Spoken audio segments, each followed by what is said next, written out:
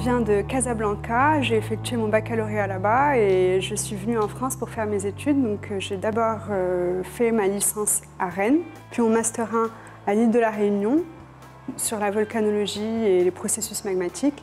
Et ensuite je suis venue ici faire mon master 2 toujours sur la volcanologie et tout ce qui traite les processus magmatiques. Le laboratoire Magma et Volcan explore de divers domaines de recherche qui arrivent à expliquer tous les processus volcaniques. Puis ensuite, j'ai fait mon doctorat, toujours ici, en m'orientant beaucoup plus sur la planétologie et la pétrologie expérimentale. Ce qu'on fait, c'est qu'on essaie de comprendre comment se forment les planètes, comment on passe de poussière et de gaz à une grosse planète où on peut habiter. Donc ce qu'on fait, c'est qu'on se sert des météorites, on regarde les météorites, de quoi elles sont composées, on essaye de fabriquer à partir de météorites des microplanètes minuscules. Donc après, on peut les analyser leur composition chimique pour savoir comment elles évoluent, donc essayer de comprendre l'histoire primitive des planètes, comment elles se forment, comment se forme le système solaire. Cet échantillon, ça correspond vraiment à la météorite. L'objectif ultime est donc d'apprendre à détecter dans l'espace, grâce aux sondes, des planètes accueillantes côté température, présence d'eau et champs magnétiques qui nous protègent des radiations solaires. Capital dès lors de découvrir les caractéristiques particulières de ces planètes. Sur Terre, on reçoit des météorites.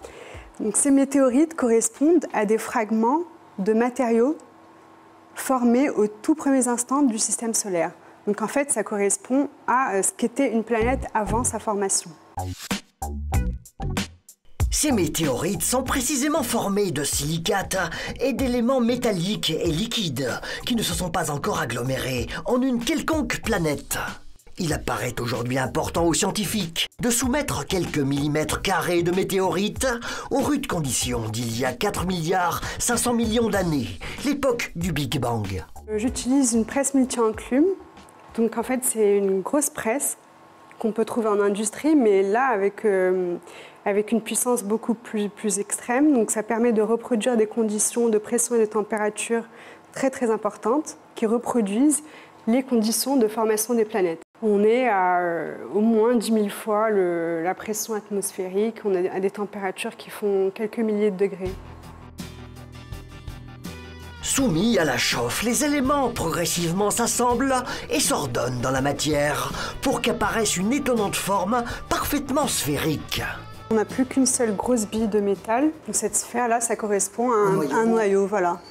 Donc voilà, là on a un manteau, là on a un noyau, et donc c'est représentatif d'une planète différenciée.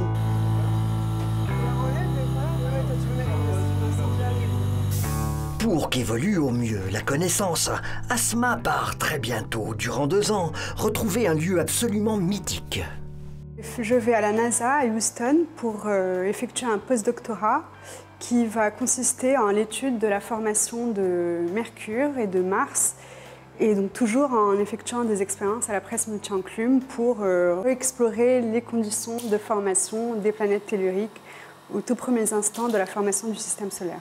Ce qui va être super à la NASA, c'est qu'on va pouvoir utiliser des données qui sont nouvelles, donc très récentes, qui viennent de résultats de sondes qui ont été envoyées vers Mercure dans les missions Messenger, et aussi les dernières missions sur Mars. Ainsi part aujourd'hui dans l'espace de l'infiniment petit Asma Bougibar dans les étoiles.